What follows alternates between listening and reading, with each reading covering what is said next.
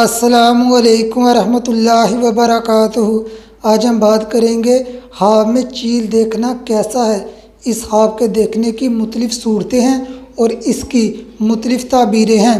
کوئی خواب میں دیکھے اس کے پاس بہت ساری چیلیں ہیں، دلیل ہے صاحب خواب خوب دولت حاصل کرے گا۔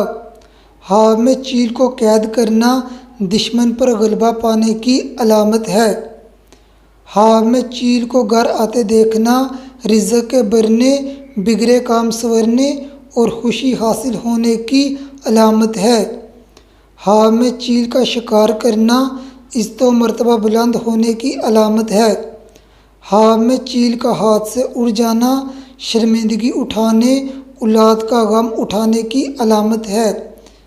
ایسا خواب دیکھنے والے کو چاہیے زیادہ سے زیادہ لا الہ الا انت سبحانک انی کنت من الظالمین کا ورد کرتا رہے اور اپنی طاقت کے مطابق صدقہ دے۔